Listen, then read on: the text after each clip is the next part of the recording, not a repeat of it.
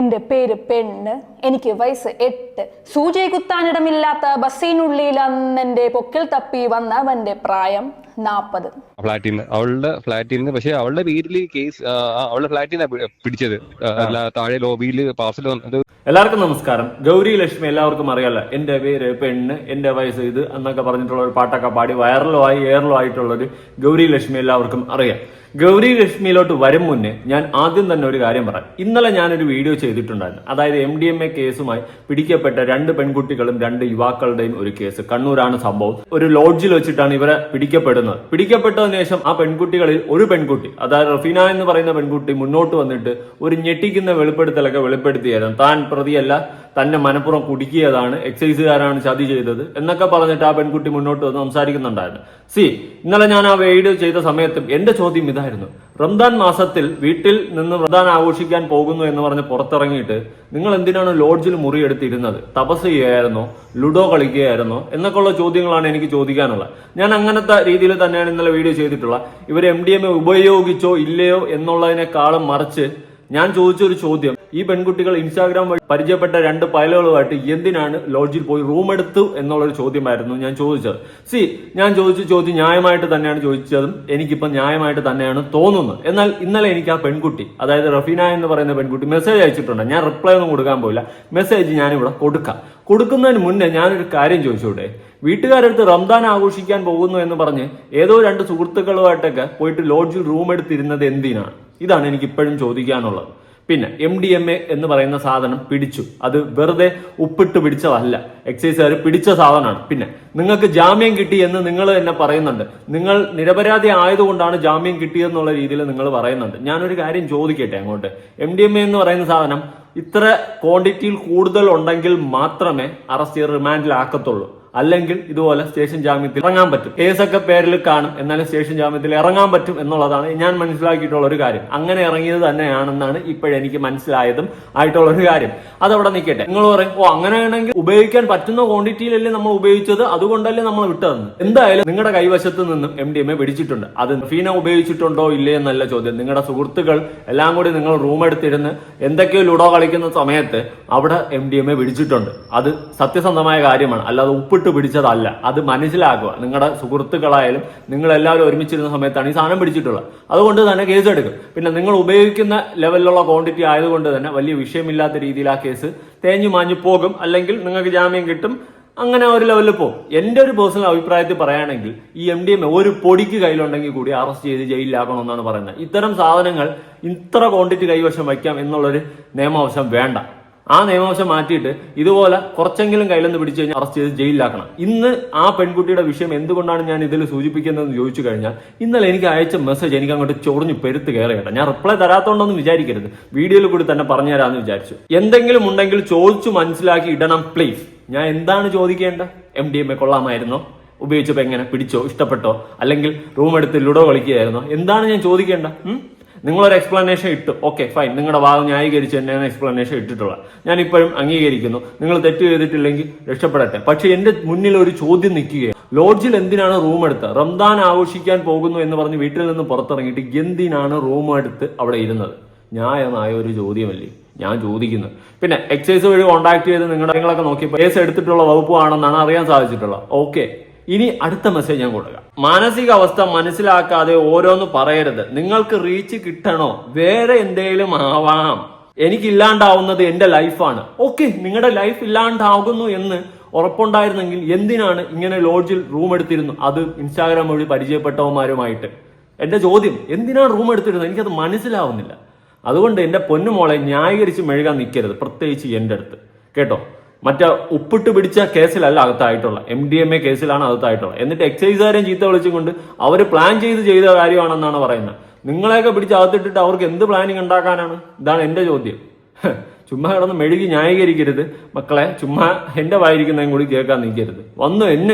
എനിക്ക് ഏറ്റവും ചൊറിഞ്ഞ വർത്തമാനം, എനിക്ക് റീച്ച് കിട്ടണമെങ്കിൽ ഞാൻ വേറെ കണ്ടന്റ് ഉണ്ടാക്കാം. ഞാൻ ഏത് കണ്ടന്റ് ഉണ്ടാക്കണമെന്ന് എനിക്കറിയാം. അതുകൊണ്ട് എന്റെ റീച്ചിനെ ബാധിക്കുന്ന കേസല്ല. ഞാൻ എന്തുണ്ടാക്കണമെന്ന് ഞാൻ തീരുമാനിക്കും. പിന്നെ സോഷ്യൽ മീഡിയയിൽ ഇത്രയും ഒരു വിഷയം നടന്നു, MDMA കേസുമായി കണ്ണൂരിൽ 2 യുവാക്കളും പിടിയിലായി.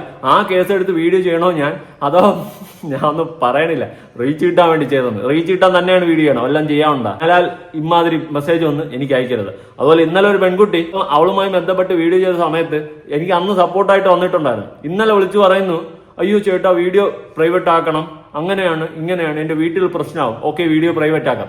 എന്നിട്ട് അവൾ എൻ്റെ അടുത്ത് പറഞ്ഞൊരു ഡയലോഗ് ഉണ്ട്, എനിക്ക് ഇപ്പോഴും അത് യോജിക്കാൻ പറ്റത്തില്ല.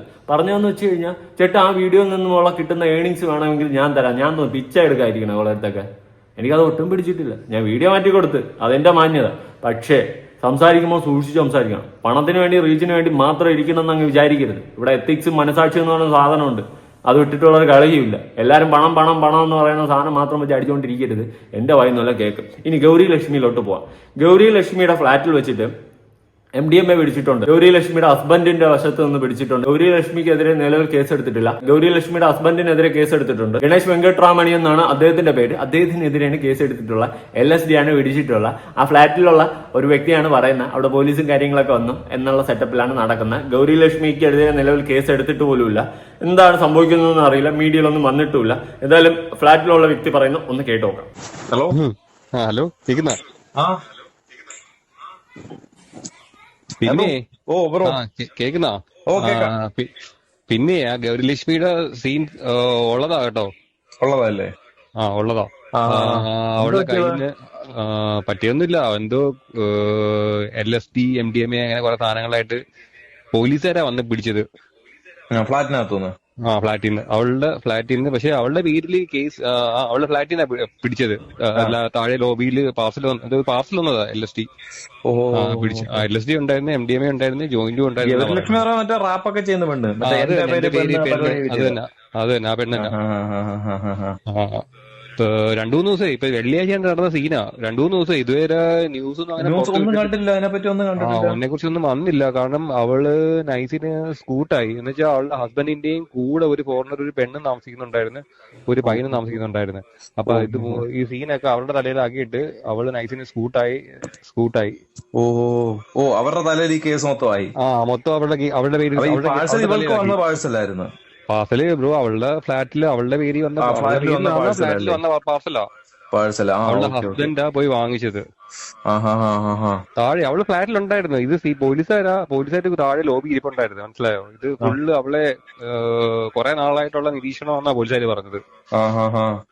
അങ്ങനെ തൂക്കിയതാ. പക്ഷെ തൂക്കി വന്നപ്പോഴത്തേക്ക് അവള് പതുക്കെ അങ്ങ് സ്കൂട്ടായി അവളുടെ ഹസ്ബൻഡിന്റെയും കൂടെ ഉള്ളവരുടെ തലയിലാക്കി. അവളുടെ പേരില്ല അതിനകത്ത്. അവളുടെ പേരില്ലെന്നാണ് ഇപ്പം പറയുന്നത്. ഭർത്താവിനൊക്കെ എന്താ റിമൈൻഡ് ചെയ്തെന്നല്ലോ. ആ ഫ്ലാറ്റിലുണ്ടായിരുന്ന ബാക്കി 3 പേരെ റിമൈൻഡ് ചെയ്ത്, അവളെ മാത്രം റിമൈൻഡ് ചെയ്തില്ല. അവളിപ്പോ ഫ്ലാറ്റിലുണ്ട്. ഫ്ലാറ്റിൽ അവളുടെ മാറാനൊക്കെ പറഞ്ഞു ഫ്ലാറ്റിന്ന്. ഓ അതിന്റെ ഫ്ലാറ്റിന്റെ ആൾക്കാർ മാറാനൊക്കെ പറഞ്ഞിട്ടുണ്ട്. അങ്ങനെ.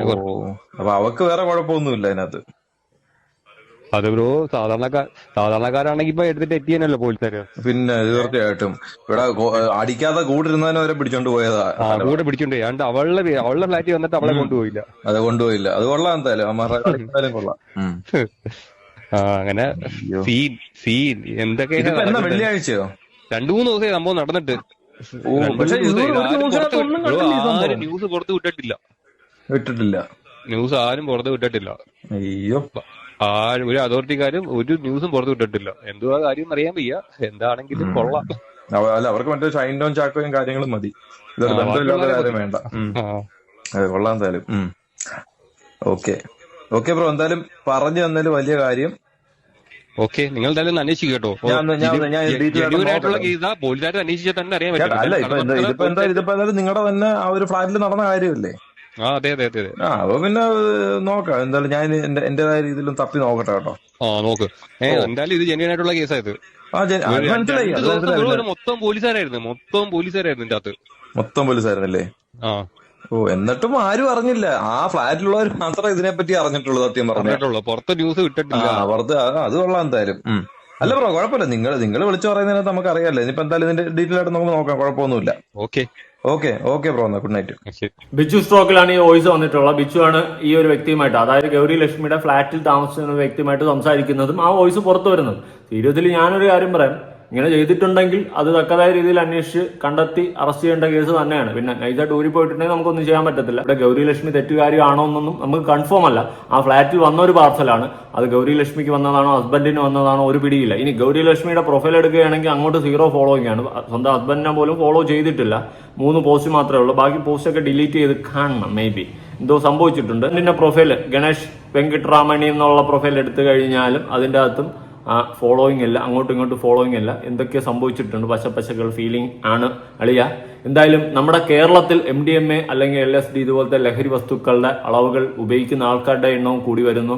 ഇത് കേരളത്തിൽ കറങ്ങി നടക്കുന്നതും കൂടി വരുന്നു. ഇത് ഏത് തരത്തിൽ പോയി നിൽക്കുമെന്ന് ചോദിച്ചാലും അറിയത്തില്ല. ഇതുപോലത്തെ പബ്ലിക് ഫിഗറും ഇതുപോലത്തെ സൊസൈറ്റിക്ക് ഗുഡ് മെസ്സേജ് നൽകേണ്ട ആൾക്കാരും തന്നെ ഇങ്ങനെയൊക്കെ കാണിക്കുമ്പോൾ എനിക്കറിയത്തില്ല ഏത് തലത്തിൽ നമ്മുടെ സൊസൈറ്റി നശിച്ച് നാറാണത്താകുമെന്ന്. ടോം ചാക്കോ, ശ്രീനാഥ് ബാസി ഇവരൊക്കെ ഇടയ്ക്കിടയ്ക്കൊക്കെ പിടിക്കപ്പെടുന്നുണ്ട്. ഓരോ ഇഷ്യൂസ് ന്യൂസിൽ വരുന്നുണ്ട്. സത്യം പറഞ്ഞാൽ ചെയ്യാൻ വയ്യടെ. എന്തിനാണ് എന്തോ എടുത്തു വെച്ച് പറയാൻ? എന്നും ഇതിനെയൊക്കെ പറഞ്ഞു മടുത്ത്. ആരും നന്നാവാൻ പോകുന്നില്ല. നശിച്ച് നാറാണത്തായിക്കൊണ്ടിരിക്കുകയാണ് സുഹൃത്തുക്കളെ എന്ന് തന്നെയാണ് എനിക്ക് മനസ്സിലാക്കാൻ സാധിക്കുന്നത്. ഈ ഒരു വിഷയവുമായി ബന്ധപ്പെട്ട് നിങ്ങളുടെ അഭിപ്രായങ്ങളും കാര്യങ്ങളും ഉറപ്പെടുത്താൻ പുതിയ വീഡിയോ ആയിട്ടാണ്.